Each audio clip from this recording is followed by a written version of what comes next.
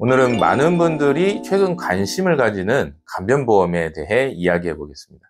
자, 우리 사회가 빠르게 고령화되면서 간병은 더 이상 남의 일이 아닙니다. 부모님이나 배우자가 갑자기 병원에 입원하거나 치매로 장기간 간병이 필요할 때 상상을 초월하는 간병비 부담이 생기죠. 실제로 2024년 기준으로 사적 간병비 부담이 연평균 11.4조 원으로 크게 증가한 것으로 추정되고 있습니다. 이런 상황에서 간병보험은 가족의 경제적 부담을 줄여주는 든든한 안전망이 될 수 있습니다. 하지만 문제는 보험금을 청구했는데 거절당하는 사례가 계속 늘고 있다는 점인데요.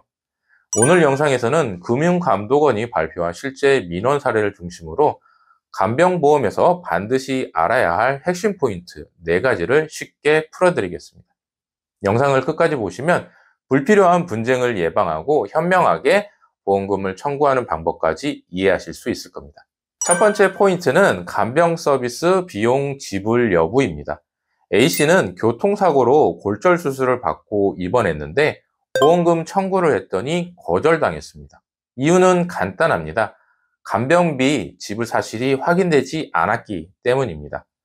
간병보험의 약관에는 유상으로 간병 서비스를 제공하고 해당 비용을 실제로 지불한 것이 확인되어야 보상 대상이 된다고 명시되어 있습니다. 여기서 중요한 것은 유상이라는 단어입니다. 가족이나 지인이 도와준 간병은 인정되지 않습니다. 또 영수증이 없는 현금 지급 역시 보험사가 간병 사실을 증명할 수 없기 때문에 지급을 거부할 수 있습니다. 간병 서비스를 받으실 때는 반드시 사업자 등록이 된 간병 업체를 통해 간병인을 고용하고 카드 결제나 국세청에 통보되는 현금 영수증을 받으셔야 합니다. 계약할 때 간병인 사용 계약서와 근무 일지를 미리 챙겨두시면 나중에 보험금 청구가 훨씬 수월해집니다. 두 번째 포인트는 증빙 서류의 중요성입니다.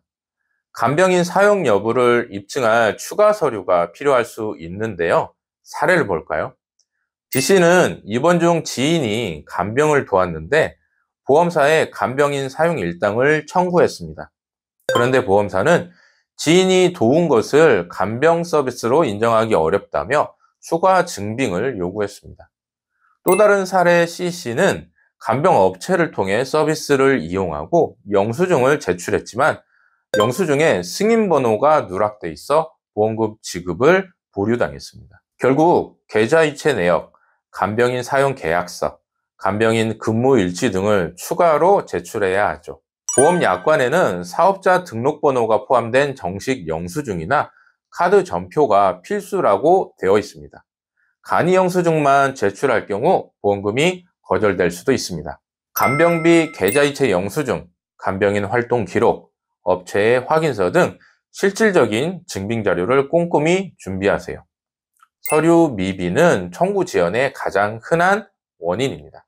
세 번째는 간호간병 통합 서비스입니다.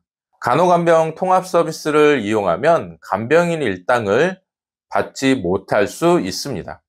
최근 병원에서는 보호자나 사적 간병인을 대신해 전문 간호 인력이 24시간 간병 서비스를 제공하는 간호간병 통합 서비스 제도를 많이 운영하고 있습니다. 그런데 문제는 이 서비스는 보험 약관상 보상 대상에서 제외되는 경우가 많다는 점입니다. D씨의 사례를 보면 병원에서 간호간병 통합 서비스를 받고 보험금을 청구했는데 거절당했습니다. 이유는 약관에 간호간병 통합 서비스 이용 시 간병인 사용 일당을 지급하지 않는다는 조항이 있었기 때문인데요. 왜 이런 조항이 있을까요? 간호간병 통합 서비스는 이미 병원에 포함된 급여 항목이기 때문에 추가적인 사적 간병비로 볼 수 없다는 것이 보험사 측 입장입니다. 간병보험 가입 시 약관에 통합 서비스 제외 조항이 있는지 반드시 확인하시고 만약 통합 서비스를 이용할 가능성이 있다면 이를 별도로 보장하는 특약이 있는지 살펴보는 것도 좋습니다. 마지막 네 번째는 치매 간병비 지급 조건입니다. 치매 간병비는 약관상의 치매 기준을 충족해야 지급됩니다. 이 시 사례를 보면 치매 진단을 받았을 때 일상생활이 가능하다는 이유로 보험금이 거절됐습니다. 약관에는 보행, 식사, 목욕 등 일상생활이 불가능한 상태여야 지급한다고 명시되어 있었기 때문인데요. 또 다른 사례 FC는 치매 평가 지표인 CDR 척도 점수가 기준 이하라서 보험금을 받지 못했습니다. 치매 간병비 특약을 가입하셨다면 치매 진단명뿐만 아니라 약관에서 요구하는 구체적인 평가 기준을 충족해야 보상이 이루어집니다. 보험 가입 전 치매 진단 및 간병비 지급 조건이 어떤 평가 항목을 기준으로 하는지 반드시 확인하세요. 혹시 약관을 분실하셨다면 보험사 홈페이지 공시실에서 상품명을 검색해 과거 약관도 확인하실 수 있습니다. 오늘 내용 정리해 볼까요? 첫 번째, 간병비는 실제 비용 지불 증빙이 있어야 합니다. 두 번째, 간병인 사용 여부를 입증할 추가 서류가 필요할 수 있습니다. 세 번째, 간호간병 통합 서비스는 보상에서 제외될 수 있습니다. 네 번째, 치매 간병비는 약관상의 진단 기준을 충족해야 합니다. 간병보험은 제대로 활용하면 가족의 간병 부담을 크게 줄어들 수 있습니다. 하지만 약관을 꼼꼼하게 읽지 않으면 보험금이 안 나오는 보험이 될 수 있습니다. 보험금 청구 시 증빙 서류를 꼼꼼히 챙기시고 약관의 보상 제외 조건을 정확히 확인하는 습관이 중요합니다. 오늘 영상이 도움이 되셨다면 좋아요와 구독 그리고 알림 설정 부탁드리고요. 보험에 대한 궁금증은 댓글로 남겨주시면 답변 드리도록 하겠습니다. 저는 다음 영상에서 또 유용한 정보를 가지고 찾아뵙겠습니다. 감사합니다.